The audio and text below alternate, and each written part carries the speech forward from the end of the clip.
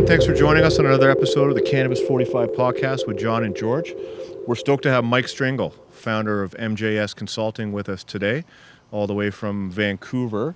Mike is one of the thought leaders and industry experts in all things extraction, and we're super happy to have this sit down and have this conversation with you. Thanks, Jon. For sure, man. Mike, thanks for your time. I know you're a busy guy in the industry. You're in the middle of a job right now, so appreciate it. Happy to have you. Anytime that I can, get over and hang out with you guys is my pleasure. And congratulations on the podcast. It's COVID great. cast. Yeah, COVID cast, exactly. Cast. Typically we're mingling at trade shows and industry events, but in these times we have to get creative. You got to do something different. Yeah, and you got a beautiful setup here, and I appreciate you having me. Man. Thanks, man. Yeah. Thanks. Great. So why don't we start with your background? How did you get into the industry? Where are you from? Just tell the audience. Yeah, no. So I'm based in, I know you said Vancouver, but Kelowna is my home. So close enough. We're on the West Coast, and I guess I've always been a lover of the plant, and I when I was at a younger age, and but my background industrially is oil and gas. So I spent 10 plus years in northern Alberta, Fort McMurray, working on some large scale industrial extraction on hydrocarbons in the oil sands. Yeah. I was a maintenance manager for just a large scale facility and dealt with lots of trades in between that. And once I realized that I was working with an extractor, and that this the process could be equally translated to cannabis, I knew my exit was out of oil and gas. The industry was kind of declining over the last few years, and I was looking for something else. And I was just kind of stagnant and wanted to make a move. So 2015, 2016, a lot of buzz about the cannabis industry. I started kind of doing some research and started involving myself in what my skills could translate into a new industry. So with that, I'm a pipe fitter by trade and understand process, and been around refineries and big oil, and understanding that when I moved over to cannabis, it directly correlated. So it was an easy transition and a jump for me, and we're starting to see more of oil and gas pharma moving over into this space right now. So it's been great. My experience has almost set me up perfectly for what MJS Consulting is all about, and with helping customers with from their dreams to execution, and getting them out the door, making products for legal market. So that's kind of what we're doing, and that's kind of a background. After I made the transition over to cannabis, I was working with one of the largest CO2 extraction manufacturers in Canada. I ran their ancillary department, so everything that was not extraction. So I was kind of the pre and post processing subject matter expert on their site, and help other customers develop and build labs, and which kind of transitioned. Made a jump a few months ago when the pandemic kind of hit, and we were kind of all stagnant, and felt like it was a good time for me to make a pivot, and that brought me to MJS. I'd had the company shelved for about 3 or 4 years when I do oil and gas consulting through that company, and when I was with the CO2 manufacturer, it was good to put that on the shelf, and then when opportunity came, it was there for me. So I was able to take that and work with my few people that are also industry experts, and that's kind of what we're doing now. So I myself don't know much about extraction. I don't know the different forms. Yeah, you're the light guy. Everybody says George is I think when I got introduced to you, George, it was George the light guy, right? Yeah, so the equipment guy. So, So when people ask me, George, what don't you do, or what don't you have to offer when you're building an LP? And I said extraction. I don't understand it. Yep. It looks very fancy and shiny. It looks very expensive. Everyone needs it, right? Who wants to get to the edibles market and the extract market? So it's I'm glad you're here to not only explain to the audience, but me, and Jon, right? Because we're in the picks and shovels. We're not in that side of the industry, the extraction. So maybe explain a little bit more about the different types of extraction. Sure. Pretend I don't know anything. Yeah, no, I really don't know anything. You won't be lying. Yeah, no. So really, you've got different chemistries of extractions, and as you said, which is funny because for me, I don't know much about the grow side. I understand the plant, what we're trying to extract, but you put me in the middle of a greenhouse, and I'm lost. I'm a kid in a candy store, and a lot of people come over to the extraction side, and they act like that when they see all the big. Yeah. I know it looks big and it looks fancy, but once you break it down, it's just like how you eat an elephant, just one bite at a time. And it seems complicated just because we don't know it. So we can start with different chemistries of extraction. So what we're doing is we're taking the biomass that's grown in the greenhouse, and typically LPs will have a portion of that to flower that are going to go to flower sales, or they'll have portion of that, we have micro LPs out there that just want to convert it all into a product line, making a tincture, making an extract, making some form of cannabis product that isn't, combustible by smoking it or, any other means of how you would consume it without refinement. So working in the refinement industry in oil and gas, it's biomass and it's essential oil extraction essentially. Yep. So Yep. my previous experience was I worked for a CO2 manufacturer. So CO2 is one method, hydrocarbon extraction. So propane, butane, a blend of either or. Water extraction. So water is a solvent as well too.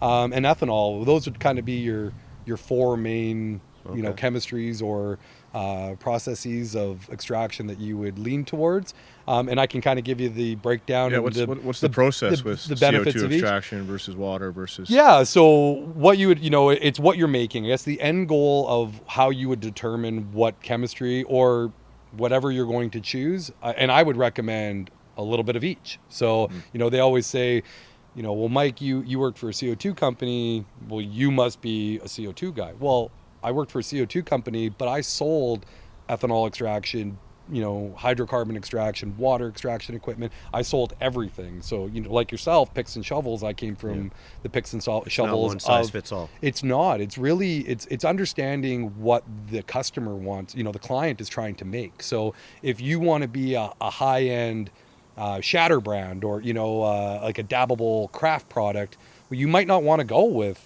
a CO2 system because that doesn't make those products the best. Hydrocarbon makes, diamonds and live resins and, and how you treat the plant pre-extraction will give you a different result in that. So CO2, the great thing about CO2 is it's selectable. So at set pressure and set temperature, I can extract, a parameter of cannabinoids or fats or whatever, or terpenes, whatever I'm after, right? Okay. So that was the great thing about CO2 was the tunability. Okay. And the fact that the solvent that we're using is organic. CO2, we're expelling CO2 right now as we're breathing. So, they say like it is a solvent, it's a carrier solvent that will extract the biomass from or the oil from the biomass. So at the end of the day, when we do one of our pulls, well, it's actually venting off its solvent when it's just like opening a 2-liter bottle of soda, right? Like Gotcha. you are releasing CO2,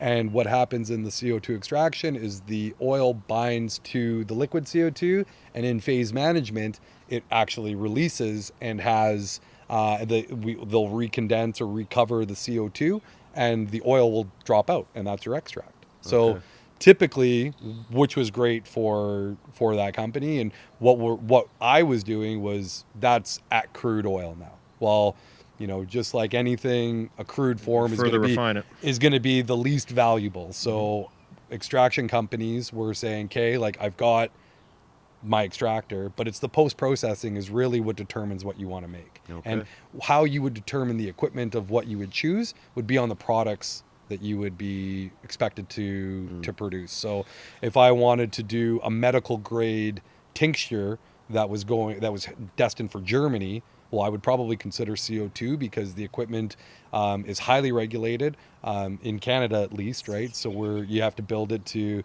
ASME standards, and you need, Canadian registered numbers on all of your pressure vessels. So to operate, to be in Canada at that level, you have to go through, a bunch of certifications. You have to be an accredited manufacturing company or have one manufacture your vessels for you. So the level of compliance was very high, and we'll talk about compliance later on. But welcome to Canada. Exactly, right? But that's what you want. Safety. We're federally legal across the board, right? So we have to set a standard. And if you wanted to make that, well, a suggestion, if I am a consultant and then you tell me that that's your target market, well, I'm gonna I'm going to suggest and recommend equipment to gain your goal. So I'm not going to tell you to, use X, chemistry if that's not what's going to make it for you. So understanding what you're trying to make would probably be a great start for these LPs that are getting there. Because a lot of times when I would talk to people, it's, what do you want to make? I want to make everything. Well, that was my question. Do licensed producers know what they're trying to produce, and do they have a clear path, or is it they just want to produce extraction? And they start there. And I think that's where we're at, is understanding a clear objective to the game. Because without a clear scope of work of what we want to do, I will say the majority of people say that I want to make all of it. I don't want to, I want to have my branches in every area of the industry, and you can do that, and we can help with that. But it's time, it's money, it's resources. Who's going to operate this equipment? Who, do you have the expertise? Do you, are you going out? Do you have the capital to invest in all of this stuff? And there's lots of questions, and I get leery a lot of times because, people shop in, manufacturers, they'll shop consultants, they'll do their due diligence. And a day and age like now, like people have access to the internet, they can go out there and do some Google searches and see what's real and what's fake, right? Yeah. So understanding what you want to make is going to be the ideal starting point for any LP. So it's really like a multi-step process. You got to identify what type of solvent you want to use first, and then how you want to further refine that into what you want to actually produce. And I would say, to add to that, sometimes it's not just one chemistry. Sometimes, like most of the facilities that I operate in will have a CO2 extractor, will have a hydrocarbon extractor, will have an ethanol extractor, right? And if they have a craft line, they'll have a water extraction machine, or press, rosin press, whatever. They don't, especially if that's your business, is toll processing for these micros.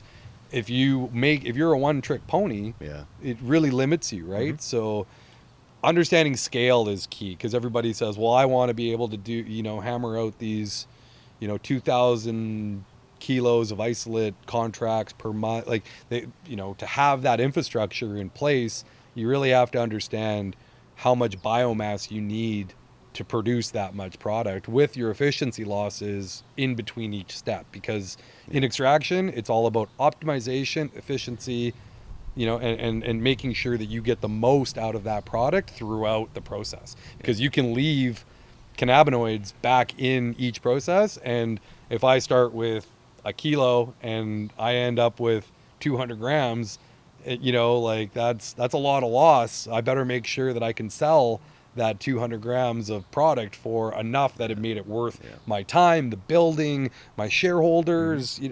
Everybody has to have a taste of that, right? So is the consumer market changing or dictating what type of extraction people are looking at? Almost every day. Really, huh? Almost every day. So when I started, everybody was gunning after the European market. Everybody wanted to get to Europe. They've got a large cap space out there. It was kind of driven towards that.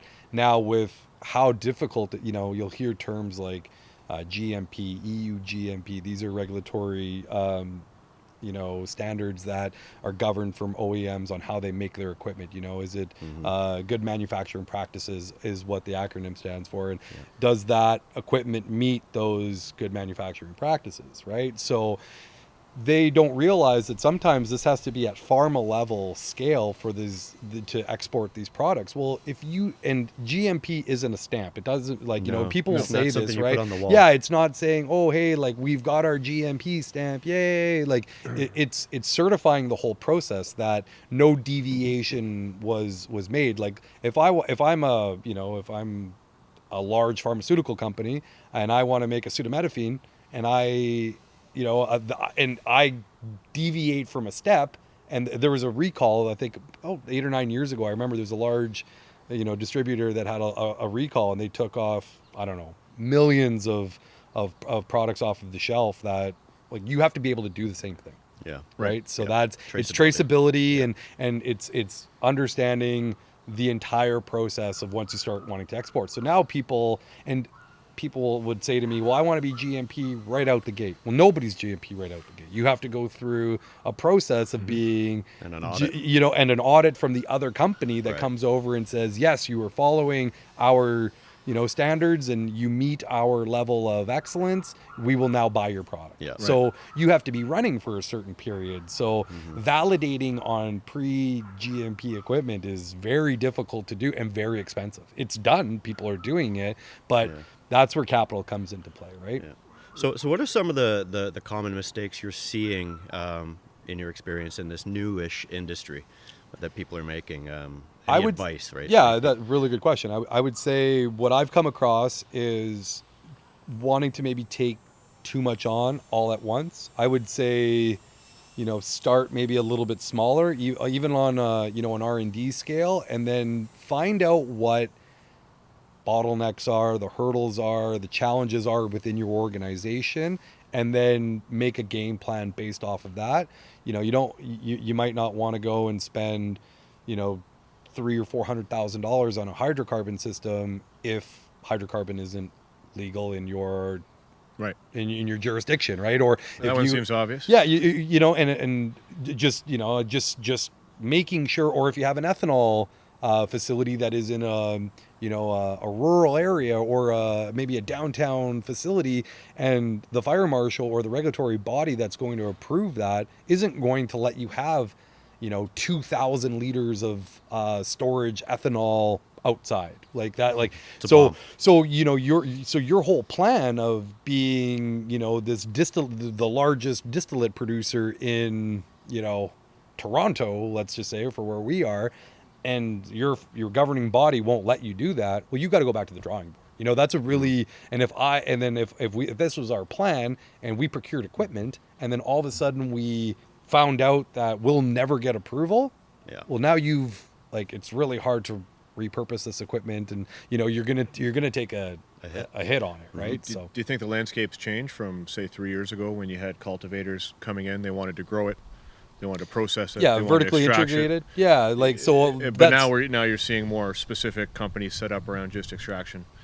There's a term out there we all hear, stay in your lane. You know what I mean? It's not saying don't, go on one road. It's saying if you're an expert in something, or if you're, build a good team around you and understand what you want to do. So if you're an excellent cultivator and you make the best biomass, or you have the best strain, or you've got the best genetics, or whatever that circumstance might be, and then you've been doing that for 10 or 15 years, and all of a sudden want to say, well, I'm going to be the best extraction company without any unless you have capital, usually from what I've seen, or can go out and bring in those resources, it doesn't directly correlate. Just because you grow the best, hemp or cannabis doesn't mean you're the best extractor, or vice versa. I would consider myself a complete amateur at, cultivation, but I understand extraction. So, staying in your lane is something that will help you, taking advice, not saying that you can't learn it. You can get to that level of understanding, and it's just educating yourself, surrounding yourself with the right people, staying away from the charlatans that are trying to sell you magic beans. There's a lot of them in this industry. I'm sure you guys probably, see that. And that's a big reason why we're doing this show, yeah, right? Is to kind the of facts, right? Like, cut through that. The facts are nothing. That's show the facts. And that's, it would be difficult. A lot of our times, and the consulting that I've been doing, it's understanding, and I work with everybody. Typically it's, you are a salesman or a person for a product. Well, I don't do my consulting like that. It's not, we don't consult based off of who gives us the biggest margins on equipment. I personally would rather sell you a piece of equipment and make no margin, but make sure that your solution worked, so that you saw me as a value add to your company, and not, and it fits into your operation, right? Of course. At the end of the day, I would say that the majority of people want to do good here. From what I've seen, if you operate with integrity, you want to see people do well, you're going to do well. You're going to learn along the way, and you're going to make some good relationships, as we have, and other people in the industry. But that doesn't mean that there isn't that group of people that will take advantage, and they are out there. I think they're weeding themselves out. I'm sure you guys are probably seeing that too. Yep. The I'm a consultant from the Experts non-regulated everywhere. side. I've been doing this for 20 years, and then all of a sudden you start talking to them and start talking to them about regulatory, SOP, standard operating procedures, things of this nature, and they kind of just go, blank. And that's where they might know it, and I'm not saying that they're not experts or would be a great operator for your operation, but can they set up the database and the traceability of the equipment and install the equipment, the commissioning, all the consumables, the protective equipment that needs to be procured. It's never, it's never the You can't go to IKEA and get this. No, yeah, well, you could try, and we've seen, and again, like, I don't care, and this doesn't mean that I'm going to sell you the most expensive piece of equipment. I will sell you exactly what you need or recommend exactly what you need, but I'm going to tell you the pros and cons to ordering and procuring that. And I've worked with a ton of people in this industry, that vendors of this equipment, and understanding who are salesmen and who really want to provide solutions. And we try to work with the people that provide solutions. Not saying that we don't work with the people that provide equipment, but we just let them know, or let our clients know, that this is what to plan for, and this is what doesn't come with that package if you were expecting it. So you really start with the plan or the goal or the dream, and then work backwards to what they actually need, the whole package. The sooner you can bring good consultants on to the team that have your best interests at heart, the more successful your project, in my opinion, will be. Otherwise, you see what we see quite a bit, where you got management downloading a lot of these responsibilities to people that aren't capable of executing. Things get bogged down and backed up, and the dream never gets realized, and the money gets spent. There's a lot of money been wasted, I've seen, in the last 5-6 years. Yeah, a lot of money, and it is new. People maybe listening to people who lead them down the wrong path, not knowing what you don't know. You know what I mean? That's right. key, right? It's just, and it's okay to just say, I don't know that, but I know somebody who will find that out. Like, I wasn't an expert in any of these fields, and I wouldn't even consider myself an expert per se now. I did my due diligence, I read, and I know who the experts are to provide those solutions that aren't just talking. That if you can't see it, if you can't go into a facility and see it running cannabis or hemp, I don't sell product that is it's a great vanilla bean processing piece of equipment. Like, we're not processing vanilla beans. You know what I mean? Cannabis is very unique, as I'm sure you guys know. There's nothing really else. I mean, if I was an LP, the trade shows aren't going on at the moment, but when we were doing the trade shows the last few years, I would be walking around the trade show and I'd see, this massive piece of extraction equipment. Fancy. Very fancy, and, looks expensive. very expensive, right? And so I really did feel sorry for people who were walking around saying, well, I don't know if this guy says he's the best, this guy says he's the best, this guy says this is the best for this reason, or well, who do you believe, right? So I think it's a great thing that you're actually out there now in the industry, and you can help these guys make the right decision and do it right the first time. And that ties us back to what I was talking about, where if you're trying to make multiple products, you need multiple chemistries. So, like, if you want to create a product that is going to be shipped out overseas, then you need to actually look and do your due diligence at what those requirements are to import into countries like Australia, the United Kingdom, the EU. If these are your target markets, you have to make sure that those your due diligence is done prior to ordering any of this equipment, because I will be honest with you, when we typically tour facilities, I call them the Caspers, the ghosts. Like, they're these white sheets are hanging over, piece of equipment. And I go and I'm like, oh, what's that? And they're like, let's not talk about that. Johnny ordered that. And I was just like, oh, okay, well, what? And I'm looking at it, and I'm like, well, what is it? And they're like, well, John ordered it. I'm like, all right, great. Well, where's John? They're like, yeah, John's not here anymore. And, because typically these pieces of equipment are very expensive. Like you said, they're big, they're flashy, they need a lot of supporting ancillary equipment and electrical hookups, ventilation, HVAC hookups, like work processes, everything. 100%. So, like, facilities are technically or based and built around equipment at that scale. So if you purchase the wrong equipment and you built a room to house it, that's a big mistake. So you've seen instances where people go through that whole process. They pay the money, they get the machine delivered, but they never looked into once if that process or machine would work for their operation. I've seen pressure equipment that was sold to customers in Canada that was sold as, this will meet your governing body, no problem. Like, you don't need CRN numbers. They're not real. Like, you know. What's a CRN number? Canadian registered number. So basically any pressure vessel that is constructed or that is in pressure, we have governing bodies in every province. It starts, you know, BC is 1, Alberta's 2, and it goes on and on and on. So a pressure vessel has to be built in accordance to a set of standards. So if it holds over 15 PSI, I think it's like 157 kPa, don't quote me on that, but if it's over that and a specific volume, then it needs a Canadian registered number on it. And you have to be an accredited ASME shop to stamp your vessels or have that done. So pressure vessels, you know, other technology has been sold into the industry from, you know, it's saying, oh, well, it's built to ASME standards in the States. Well, that's great. That doesn't mean that it's approved for Ontario's TSSA.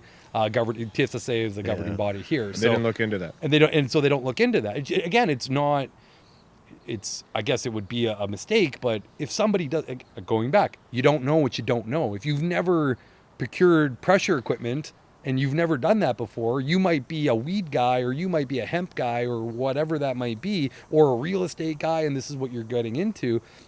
You know, you've been successful in another market and you say, okay, well, I'm going to buy the equipment. How hard can this be?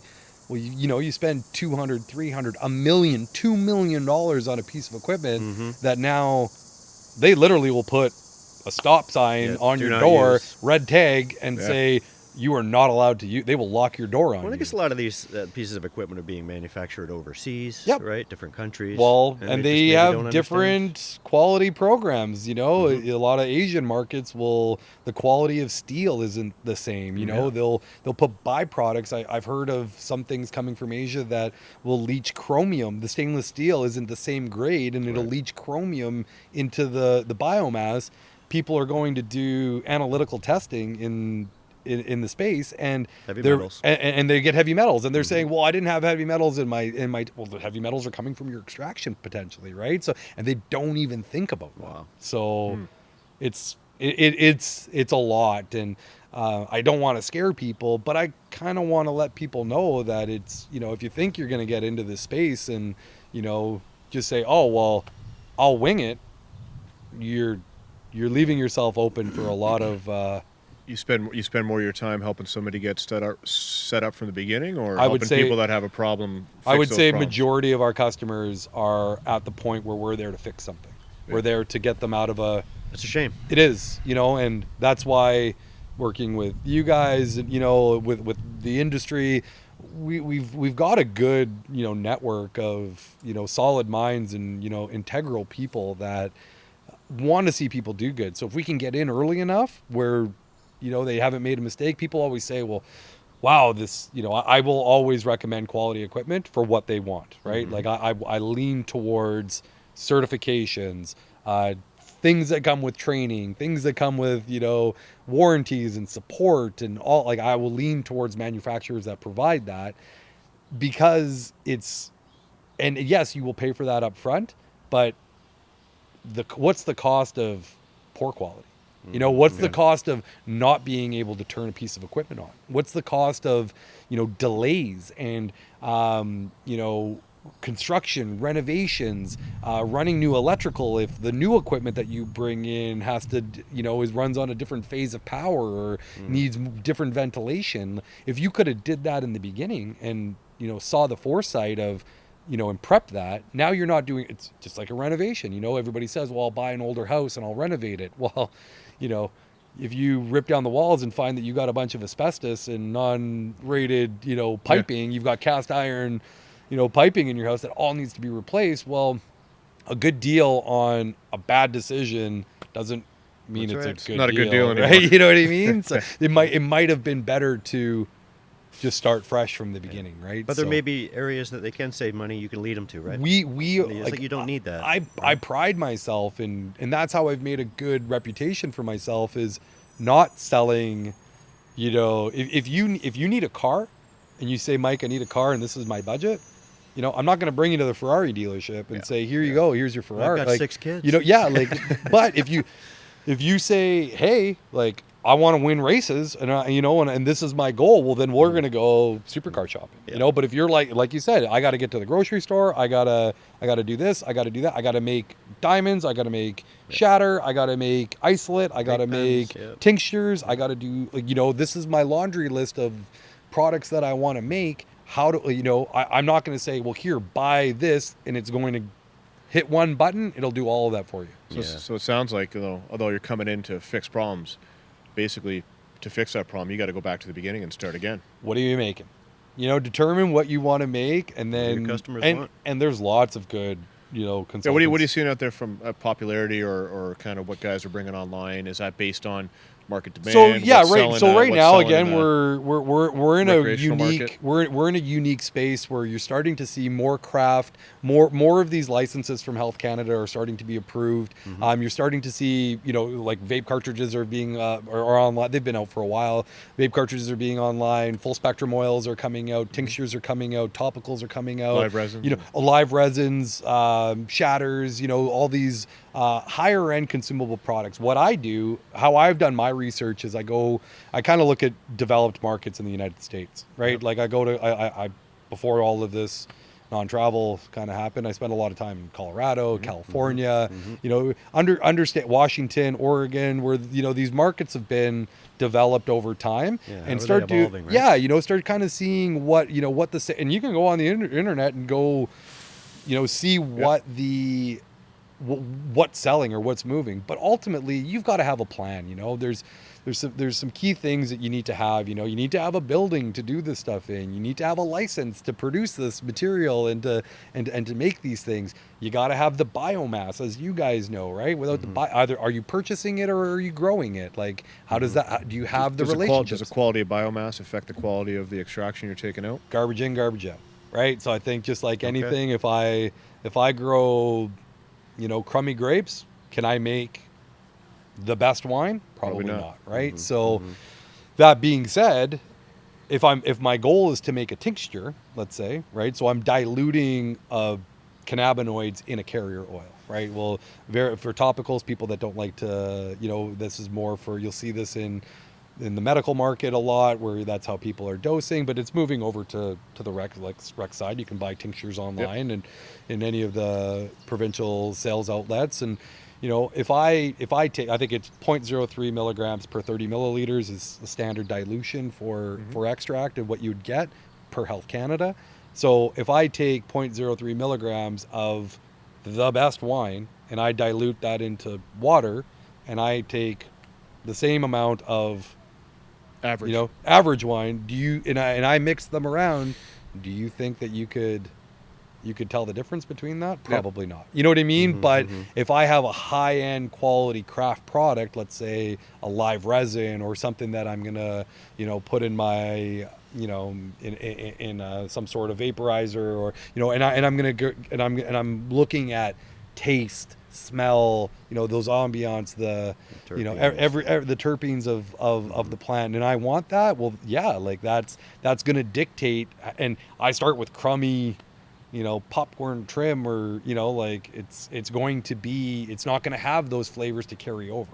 They got to be there to get to the extraction process. So is there a bit of a misnomer out there, or maybe the wrong way of looking at it, when we see or hear about a lot of mid-grade biomass, that people think the extraction will just take care of that all and give them a magic product that they're going to sell? Yeah, and there are ways. So, like, you know, you can clean up product. You know, there's color remediation. You can take product that comes from low-end trim and make it look like high-end product. Sight is one thing, right? You can look at something. You can look at, you know, wine, food, but it might not taste the same. A watermelon from 2 different batches, one might be sweet, one might be bland, right? So you can look at it, but it's really in what, you know, the growth of it. And that's where you guys are really, you know, George especially, that, you know, that's your background. And that's, I'll say it again, garbage in, garbage out, right? Yeah. Like, if you, but that being said, you can make things out of almost anything, right? Let me ask you something then. So I've heard a rumor too that that if you do have a problem, so there's a lot of product being grown and it's maybe got some molds, maybe got some pesticides, God forbid, that extraction will magically make that disappear. Is that true? Well, yes and no, I guess. Like, I don't, like, Answer the question. nothing will make it disappear, right? If it's there, it's there. It's either going to be remediated in the extraction process, remediated in the post-processing process, remediated in distillation, or we're going to deal with it as a pesticide or, you know, a toxin that we're going to remove, whether that be like a liquid extraction, whether that be through media, whether that be, you know, whatever, right? Like, however, whatever. And again, every pesticide or every toxin will have its own method of remediation. So it's not the best thing is don't grow them. You know what I mean? Like, don't have them there in the first place. Start with quality. You know, start with quality. Like, but that being said, extraction will not remedy. So it might kill. It might kill a bacteria, but not the toxin that it has. And I'm not an expert. So the product still needs to be perhaps irradiated. Exactly. And then extracted. Yeah. So or remediated. So we have to know. So, and again, so this will come into, if you want to know what probably one of the most important things to this entire process is, analytics. Know what's in your biomass. Know what's in your extract.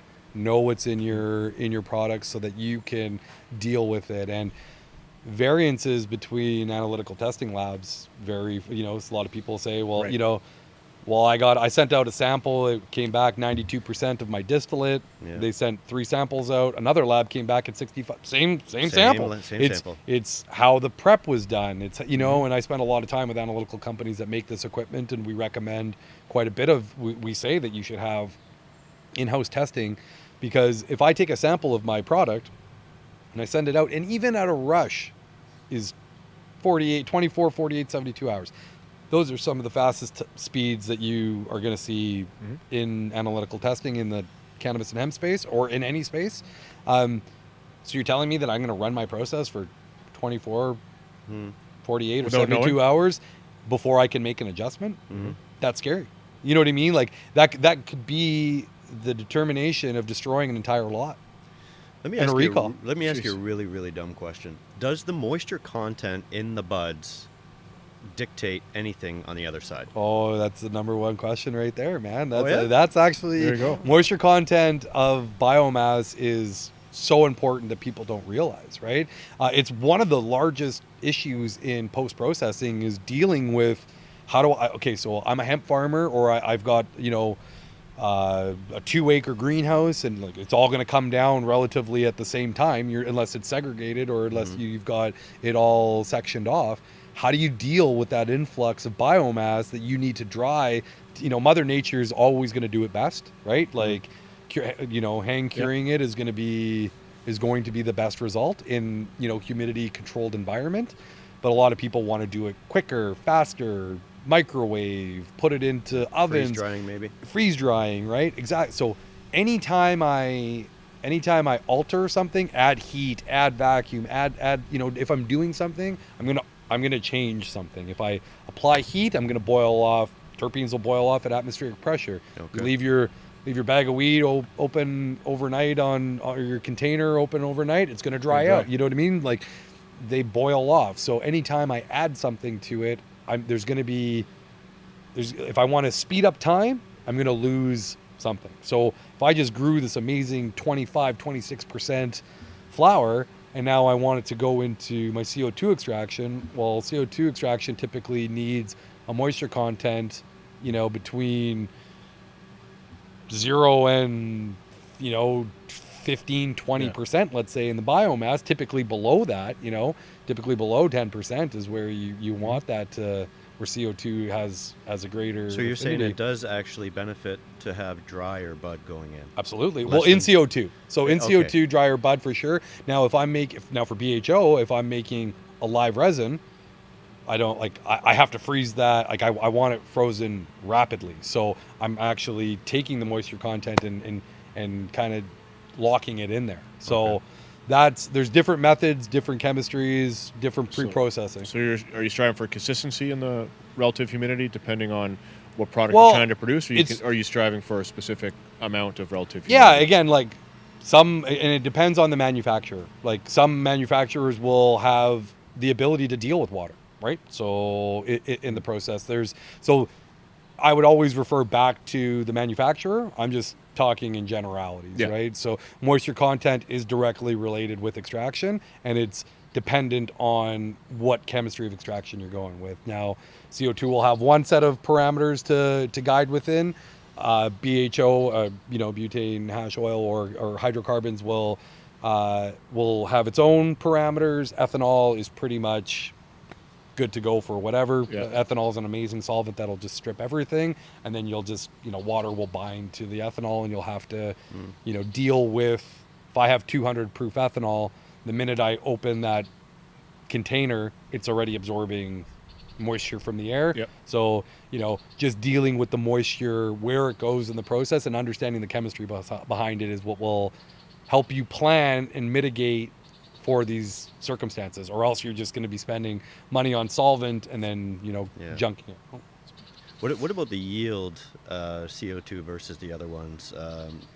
Does that differ greatly? Yield is a great question, and a lot of people will say this. I've been at lots of, if you've been to any cannabis trade shows, I'm kind of I like to be there. I like to see that's where everybody kind of drops new equipment, and a lot of the conversations, start ground zero there. And about 2 years ago, yield was like the hot topic. If I buy this, how much does your machine yield? That all goes back to your starting material. Right. So if I put 3% hemp into a machine, and a salesman says that my machine will yield 20% all day, so you're telling me if I put 3% biomass into that machine and it's going to extract 20%, I will take 10 of them. You know what I mean? It's not feasible, right? So yield is directly correlated with your biomass. So and what I'd like people, or what people should start thinking about, is efficiencies. It's how efficient the equipment is. So if I put 20% material in, like 20%, extraction is based off, we're in the cannabinoid retention business. Like, I don't care how much biomass you have. I work in cannabinoids. Extraction is all cannabinoids. So, and minor terpenes and whatever else in the biomass that we want. But I'm there to get the cannabinoids. So I don't care how much biomass you have. You can tell me you have 100,000 pounds or 1 million pounds, 10 million pounds.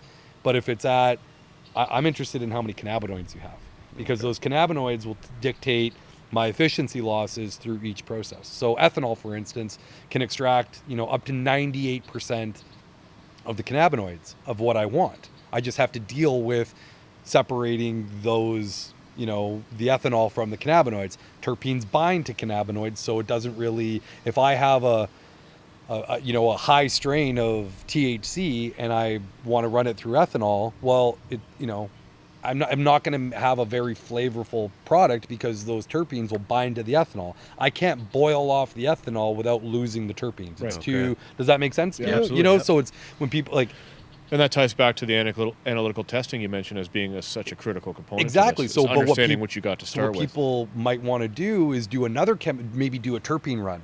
Do a terpene pull on a CO2 or a BHO system. Like have those unadulterated terpenes that have now gone through an organic process or a cold process that I can boil off my butane without, with equipment, I can accomplish that, and then reconstitute that back to my distillate that's made from ethanol. So now I have a full spectrum from the same biomass, right? Because what people are doing is they'll add, non-botanical or, fake terpenes, like they'll add that to a product and say, all right, I've got Gorilla Glue now. Well, no, you don't. You have distillate that you've distilled down to nothing with an additive to it.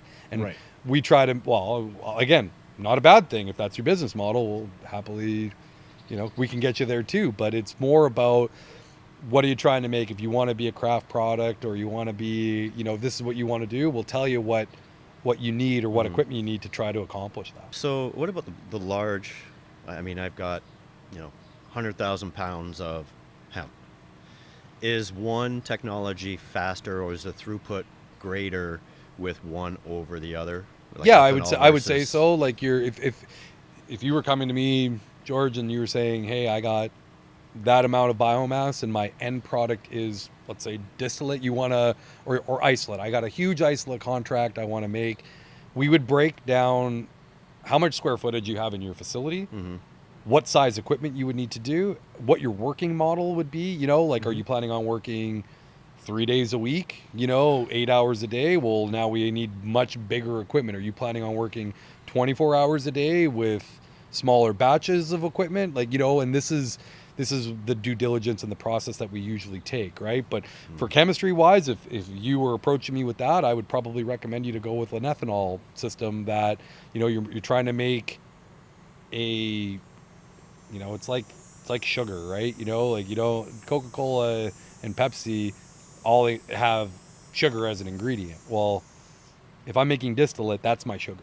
Like that's my that's my commodity product that I'm trying to. I've seen a lot of hemp Big turn hemp. to extraction. And hemp is going to save the world. In my opinion, I think hemp will save the world. Like, I think but it has to be done right. I worry about all these hemp farmers or all these old farmers that are, abandoning growing canola and vegetables, and what about all these guys when they stop and start growing hemp and cannabis? Who's going to grow our tomatoes and cucumbers and endives and That's all if you're making the assumption they understand how to grow cannabis.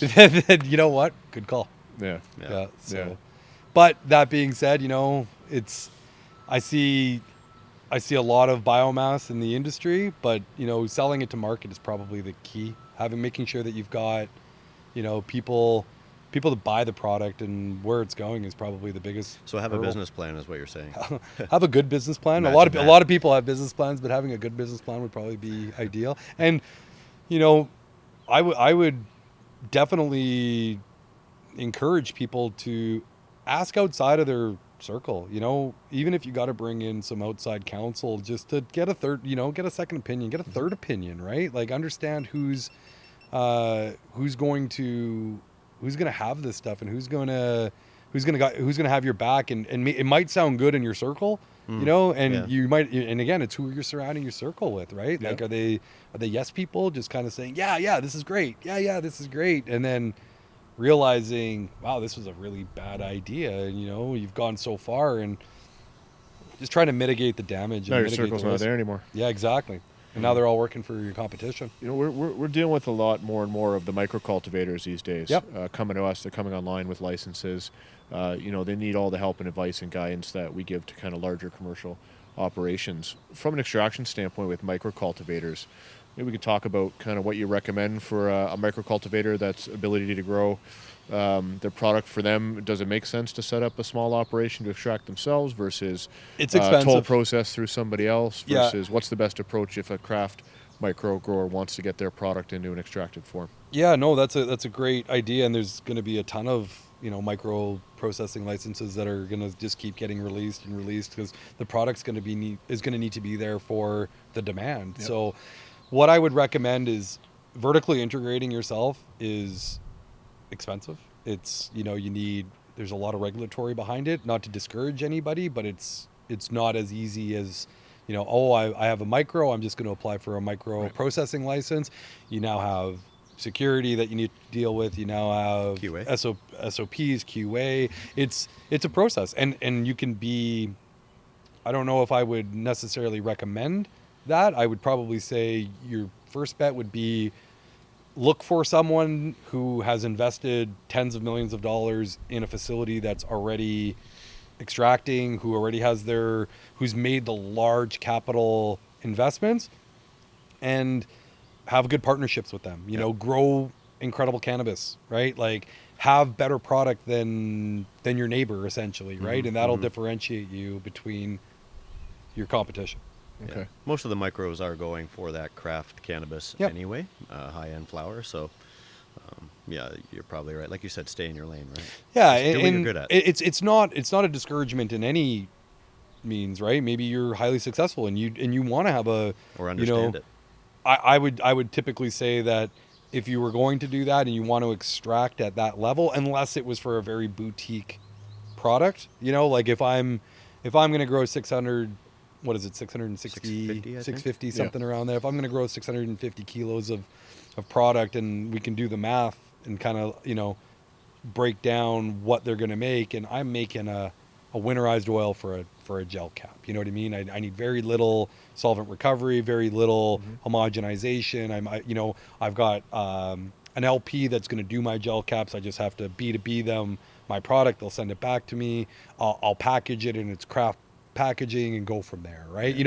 That's a good business plan, right? But if you think like, hey, I've got 650 kilos. I'm going to have a shatter line. I'm going to have a diamond line. I'm going to have a vape pen line. I'm going to have a topical line. You don't have enough biomass Not gonna happen. to even, Right. to even get all of that, to get enough product to market. So, that's what back to the beginning of what we were talking. I want to make everything. Well, figure out what you want to make, figure out who your market is, figure out who maybe you made, organic lotions and sold them at, your local farmer's market, and you wanted to introduce CBD into that. Well, there's a perfect opportunity, figure out how you're going to formulate that product so that it's shelf stable, that it's, you've done your due diligence, work with experts. And there's a lot of people out there that, adding ingredients to products, they do that every day. And, we're coming into a glorious time in the industry where, it's becoming easy for us to do that. Yeah.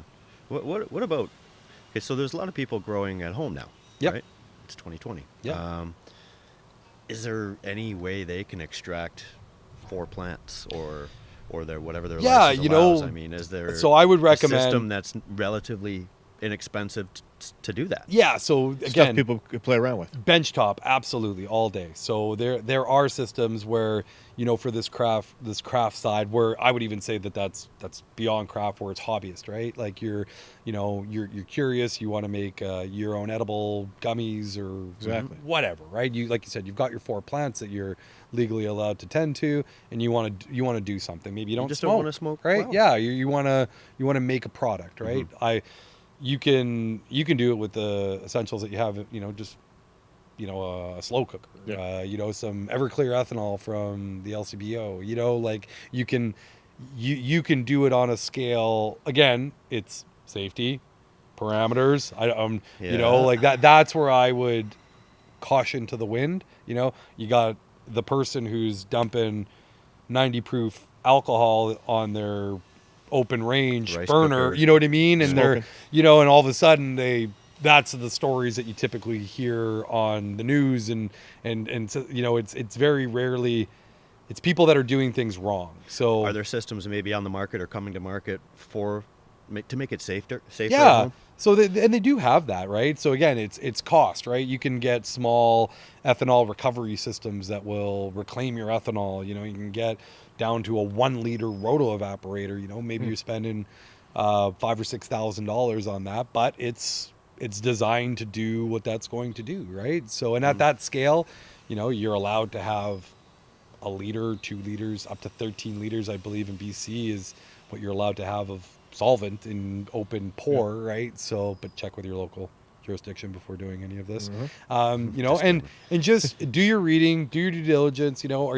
Everything you read on the internet isn't true. Talk to the experts.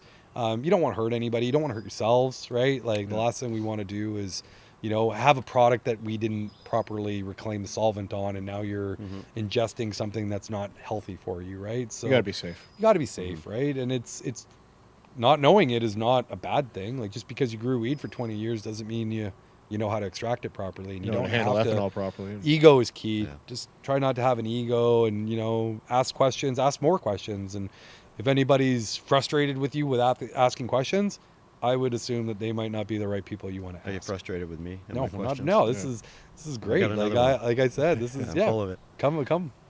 Maintenance. Okay. Well, on larger systems, I guess especially, what kind of maintenance goes into this equipment? You'd be surprised, actually. It's most of these systems are pretty bulletproof. Like they're drilled down systems of something that already exists. Fractional distillation is not new to cannabis. It's oil and gas, essential oil. Like fractional distillation has been going on for centuries. They used to distill wine and booze back in the day, right? So it's essentially just these it's making, and the OEMs have come to a point where they understand that, you know, there isn't a workforce behind, they're coming from other areas. We would always recommend, you know, people that have more trade backgrounds, you know, process engineers, electricians, millwrights, boilermakers, pipe fitters, like myself, you know, things, people that understand pressure, temperature, phase change, fluids, you know, fluids,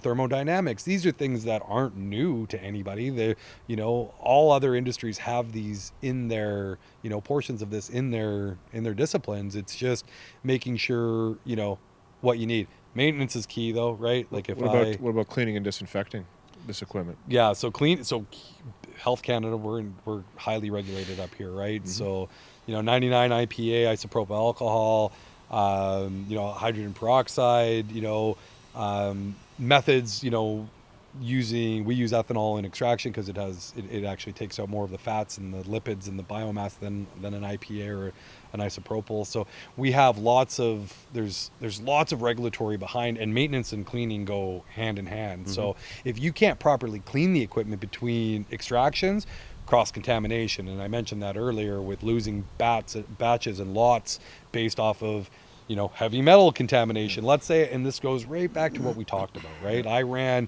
3 days of equipment or 3 days of material that didn't, you know, maybe only the first little bit was contaminated, but now I got to destroy a whole lot, or remediate it. If I can't remediate it, now I got to destroy. It's just time back into the workflow that you didn't plan for, right? So, you know, with cleaning, maintenance is critical. It's just like owning a car, right? If you never did an oil change on your car and, you know, you seized your engine because you never added oil to it, and then you kicked it because you're like, this thing never, you know, I can't believe it broke down on me. Well, you didn't do your due diligence on that, right? And you know, for us being involved on the cleaning and disinfecting side on a couple of product lines that we represent, you know, when it comes to extraction, you know, what we've kind of heard and what we transmit to customers is, you know, running ethanol through the machines on the insides of them to clean them, and properly cleaning and disinfecting the outside of the machines with more traditional type methods. It can get expensive, right? I know I've been in facilities where, you know, to make it easy, they'll say, all right, we're going to clean everything with 200 ethanol, you know, like that's 200 proof ethanol. That's, you know, just to say, well, this is what we're going to do. And then the accountants look at what there's, you know, the operations managers look at what the expenditures are for this, and they're like, there's a better way. So, you know, the products that you guys are representing and offering to clients are hand in hand, you know, like with this and what's in there.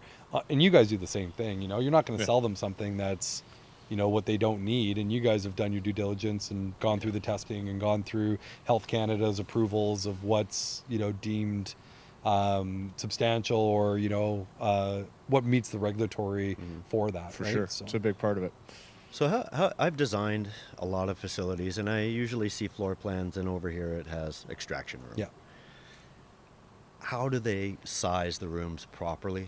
Because I can imagine some of this stuff takes up more room than you think. Yeah. And have you gone into facilities that it's like, you think you're getting what you need in this room? Yeah. It's funny because even I've been a part of projects, you know, almost 2 years on some projects where, you know, I was there from ground level, but the plan is just morphed and changed over and over. And, you know, again, not to anybody's fault on new equipment's been released that, you know, a method has been discovered, or an efficiency has been, you know, thought of, or, you know, adding a product to what we're doing to change, eliminating a step, right? So it's growing and understanding that there are going to be changes, but trying to, you know, decide future growth, right? So how you would decide the size of the extraction room is what's allocated to there. So we talked about this earlier, you know, I have 100,000 pounds of material. 50,000 pounds is going to be dedicated to extraction. Of that 50,000 pounds, how many cannabinoids are we dealing with? And what's the throughput of the equipment to do it in the time frame of what you're trying to accomplish? If we have 200 days of extraction days that are available to us, however that breaks out on the schedule, we'll build what that needs. You know, you need to now run 500 pounds of biomass per day to hit your target, like based on the equipment that we've chosen. So does that make sense? You know, and So this is a thing a lot of times when when I talk to the weed guys, they call them, right? Like, oh, I got a weed guy, or I've got my consultants that if they're not asking you questions like questions that we're talking about right now, like what's your biomass? What's the potency of your biomass? How much is going to this process? How much is going to that process? What's this? What's that? Like, people that just say, we've got a solution, scare the living bejesus out of me, right? So yeah. Well, yeah, I can imagine that, like, because. So how much is the equipment evolving or morphing? Like, is it something like, I don't know, let's just take, for example, a car. They're all getting more fuel efficient. They're all, maybe getting, more horsepower on the engines. Is this something that you see that is evolving quickly or not so much? I'd say lightning speed, really? To be honest with you. Yeah, like there's... So what you buy today might be outdated in a year? 6 months. Really? Yeah. Wow. Like, and that's not to scare people though, right? Mm-hmm. Like the worst thing that you can do is, sit on the fence and then just be like, waiting. Oftentimes customers or, vendors will sell equipment that isn't ready yet, or that isn't, maybe hasn't been prototyped properly, or hasn't, that scares the living bejesus out of me. That's why I typically won't sell something unless I can go see it working. Or if it is a beta technology, the customer knows it's a beta technology and they're in to help with the R&D and help with that. A lot of that goes on in the industry, right? We've got new technology, looking for a partner that has the cultivation and has the space that will grow with us. Probably less now just because of markets are firming up. There's lots of tolling processors that are out there that are established and making product. So less of those deals are probably out there, but people are upgrading, coming up with new efficiencies, and work with OEMs and manufacturers that want to do that with you, right? That say, when you buy and that's stuff that we talk about. And, in my experiences are, okay, well, what's your V2 look like? What's your V1.5 look like? What's your V3 look like? Like, what are you guys working on? And, is the solution today? And maybe that's coming in a year, right? So I don't want a customer to, sit on a shelf and wait for something that might come up in a year, because now they're not a customer, right? Like, right. If they've got a need to process today, let's get them a piece of equipment that is working, operational. It keeps tying back to having that plan. Yeah. That's what I'm learning. You got to have that plan the work the plan is really, you gotta, that's how we did it in the oil field. And that's my experience, right? Like, we did these models and these mock-ups and, nothing, we were lucky because we could get funding. That's probably the hardest thing here in the industry. When you ask for a challenge is, being financially backed in this industry. I wouldn't tell you to go and mortgage your house and, put a lien on your car and, take every penny out of your savings account and say, go start. Go start it. Yeah, that's just not a it's just not a good spot to put yourself in, because you're putting all your eggs in one basket. Come up with, I'm not saying that you can't do that, but make sure your margins for error are none at that point. Well, so. you brought up a point earlier in talking about the industry. What I'm curious to know is, with the toll processors that are out there, a few more coming online, what's the theoretical capacity? Are these toll processors at 120% capacity for all the demand they have from cultivators looking to make product? Are they at 50% capacity? I would say, again, without getting in into generalization, without getting into people's specifics, I would say that right now you would have a harder time as a micro pushing into one of these larger, toll processors. I'd say in the next 12 months, you'll have an easier time, because more facilities are being built out every day. I'm sure you guys know this. And as you mentioned, they're going vertically integrated. That's how they're going to make, these LPs will make their most money, by vertically integrating themselves. It used to be, we grow, we send it to ABC extractor, they extract it, they take their cut, they send it back to me, we sell it to market. That's typically how it would work. Or the extractor would have a market for it, and they would, the more you can do in-house, the more money you're going to make, right? So if I can make a winterized oil, so after the first steps of extraction, you would typically come up with like a winterized oil, right? So you've got Anywhere between 50 and 70% of the oil that has been, added through winterization process in CO2 we're talking about here, different post-processing for different chemistries. Ethanol and CO2 are kind of similar, so we can talk about that. What happens is you'll have your oil. Well, that oil, once the solvent's been recovered from it, is edible. Like it's, it can go into a product. What they're doing is, and when people say between 50 and 70% potency, is of 1 liter of distillate or winterized oil, 50 to 70% of that is cannabinoids. The rest is your flavonoids, your monoterpenes, any chlorophyll, any color that came over in the extraction. That's going to be that 50 to 30% makeup in the rest of your 1 liter jar. Gotcha. And if you go into distillation, which would be the next step, I'm further distilling those monoterpenes, the flavonoids out to get a higher potency. And you'll typically see your distillate between 80%, 75% and, 95%. And then from there, you'll go, your distillate, if you want to further refine, will go into isolation. So people say, well, I want to make isolate. What do you want? I want to make isolate. The smarter groups that we're working with will say, okay, well, this is my target, right? Or they'll stop and they'll say, we've done a model and this is where we want to stop because this is where our curve is on, ROI and payback for all of this. Mm-hmm. Because the further you refine, the further loss you have, and the more money and equipment, manpower, time, it just extends. I would tell people to start with winterized oil, and then when you've mastered that, make distillate, and when you've mastered that, make isolate if that's your model, right? Right. That's a good way of looking at it. A lot of places right now in the United States. You've got some of these large isolate manufacturers, CBD operations that are going on. They're selling kilos of isolate for $800, $900, $1,000 USD. Mm-hmm. And distillate's going for $2,000, $3,000, $4,000, $5,000, $6,000, $7,000 depending on what region you're in. Why would I make isolate when I could get more money selling the distillate? You know what I mean? Right. In equipment, time, waste, if there's a contamination, QA we talked about, so, but again, if I have a 2,000 kilo a month isolate order, you know what I mean? And that's my PO, those are my POs that are going out the door. Well, then I'm going to tailor my operation to make that the most efficient way possible with the largest range of margin from my company and my shareholders. Yeah. So, we want people to understand that it's, this is, do your models on a lower level than, everybody. It's like in growing weed. I'm assuming that people do this.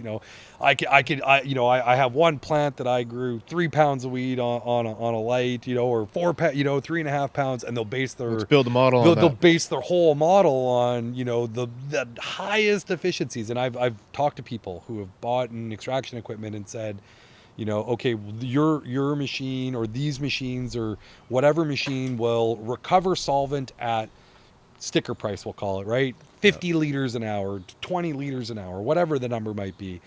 Well, they're doing their models off of 20, when realistically the operating parameters are probably between 12 and 15, 12 and 17, on a piece of equipment that'll recover solvent at claimed 20, right?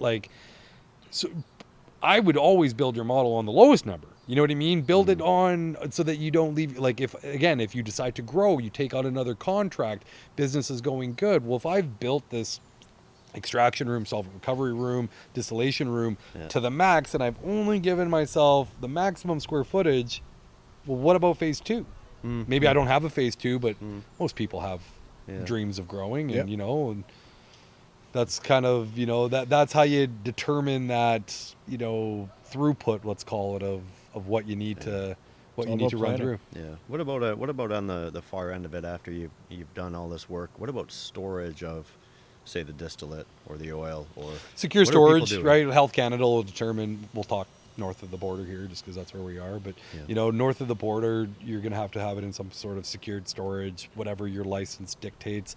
Your oil. Most people, why you make distillate or oil, winterized oil, is it keeps better than your biomass, right? If I have 100,000 pounds of flour, I got to store it. I got to keep it somewhere. I got to temperature regulate it. I got to make sure I get no mold. I've got to make sure all of these factors come into place. Where if I have an extract, if I keep it in, keep it away from UV light, doesn't like the sun, right? So it'll degrade over time. Would you recommend like stainless steel? Stainless steel is great, and even borosilicate glass. Having it shaded, like a brown, UV resistant tinted jar. You want to keep it, it doesn't have to be cold, but you want to keep it out of heat. Heat is obviously going to speed up any kind of degradation that goes with it, or any terpenes or anything that's left in that oil will start boiling off. But it's incredibly shelf stable. I've seen oil that's shelf life for 2 years. There's stuff that sits on, they have it just to make sure, and they can keep going back and doing testing on that as well too, right? To see how it acts. You're going to lose potency over time, right? Like just by, if somebody opens the jar, keeps it, you'll have maybe a level of conversion, maybe a CB, a strain of CBD will maybe convert over time to another, CBN or CBG, depending on what it's doing in that process. But if you're not adding heat or not, initiating a reaction, it's usually quite shelf stable. That's why people go towards these products, because now I'm not storing 100,000 pounds of biomass. Right. I'm storing, and that 100,000 pounds of biomass might equate to 100, 200 mason jars of distillate. Well, yeah. Two completely different storage methods of that product, right? Yeah, we're finding the E-Vault is quite popular. E-Vaults, I see them everywhere. E-Vault, yeah. So that's the E-Vaults, E-Vaults are 316, and the C-Vault is the 308. And I work with those guys, and they're in a lot of LPs. I got a couple recommendations for them, so maybe we can. Okay, yeah, we can. You can talk to Gary and get it figured out. Talk to the boys there. Yeah. I know. But those are, stainless steel is great. You want to be able to It's sealed, right? It's about the seal. Broken glassware, nothing's more expensive than Yeah. that smash, and It's all gone. it's all gone. You've got the contents valuing anywhere from $5,000 to $20,000. Yeah. If you drop it. Yeah. Well, why don't you tell us a little bit about MJS Consulting, Mike, and tell us about kind of, we're covering a lot of that in our conversation, but we want to make sure people know how to get a hold of you. Well, I think we gave a good explanation, my experiences of what we're doing, and for sure. MJS is, we're new on the scene, but not new at doing this. We've been a part of a lot of laboratory build-outs. Our expertise is in cannabis and hemp processing, with our backgrounds in supporting industries as well too, right? So we kind of I'd like to develop a plan with the clients who are looking for this. Happy to jump on a call with almost anybody just to understand their business and what they're trying to achieve and what they're trying to process. Maybe it's not a good fit. Maybe they've got a team and they just need a couple questions. And go anywhere from a 1 hour Zoom call to us embedding ourselves on site, doing documentation, writing for you, installing the equipment, training the equipment. I've got a good relationship with a lot of these vendors, most of the vendors in the field, that there's collaboration between the two of us, and they want to work with us, and because a lot of this stuff needs some sort of expertise, and the vendor doesn't want to sell a piece of equipment that the customer isn't happy with. Like everybody, right. Like they want them to use that equipment for its intended purpose, right? Mm-hmm, mm-hmm. Well, Mike gave a good example. We were prepping to set up here. He had some paperwork and said, hey, very often times we get like a one pager from the equipment manufacturer that's sending over the equipment.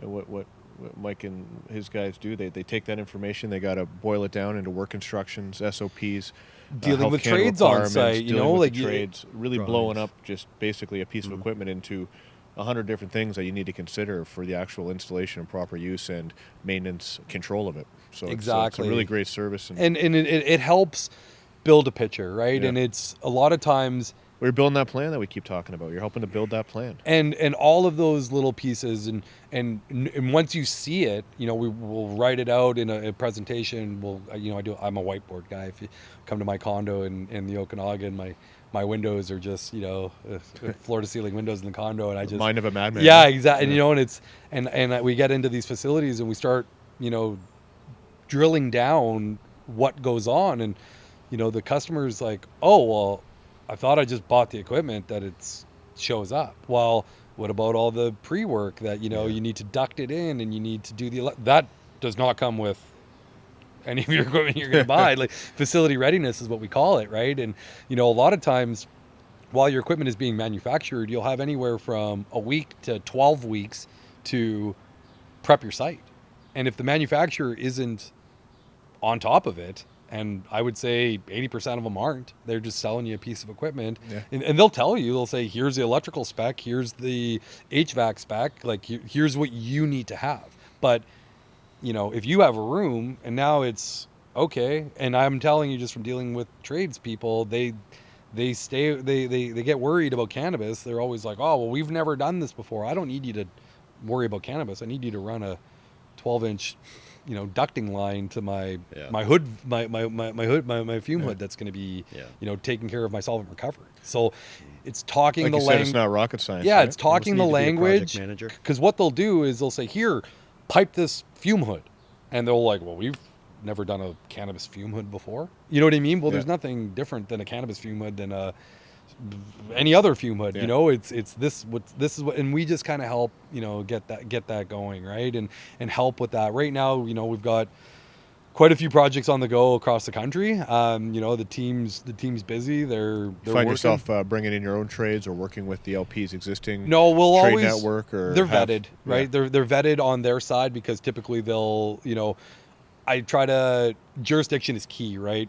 BC, Alberta, Saskatchewan, Ontario, Manitoba, like everybody's got their own regulatory. We're CSA up here, that's kind of the governing body of electrical equipment, but each area has their own pressure vessel code and governing body. It's WorkSafe BC, it's ABSA in Alberta, it's TSSA here in Ontario. So everybody has their own. So it's we're not, I don't have a staff of electricians or we've got people that understand the discipline and can communicate with the tradespeople that are already on site. But I would say 10 times out of 10, they're there and they have somebody. The client will have somebody for us to work with. That being said, we can vet those people. If you have somebody and maybe they're not the right certified welding ticket or copper brazing certified, like they might not have something that is required, and we'll say, hey, like they're not accredited, or you might want to look at bringing in a specialist, and we can help with those recommendations too. But our bread and butter is understanding your operation, finding out what you're doing, right? Doing, what are you making, sizing the equipment, getting you all of the working with you to to develop those procedures, how you're making it. We can help with all of those steps, right? Or we can do as little as jumping on a call, just saying, here you go. And we can be as integrated or as disconnected as you want us to be, right? If you want, just say, hey, I've got a team, I just want to know what the better roto evaporator is, we can do that. Or say, here's the keys to the facility. You tell us what to do. You tell us what to do. Do you actually sell the equipment? Yeah, we procure it directly, and we'll work right through it. Fantastic. So start to finish. It can be as I hate the word turnkey, because turnkey is like literally. Yeah. So it's a bomb, because people say, oh, I bought a turnkey system. Okay, well, let's define what's in that turnkey, right? Because packaging and procurement and eye wash stations and mop buckets and one person's turnkey is it's very different than another person's turnkey, right? So we can do as much or as little as needed in the facility.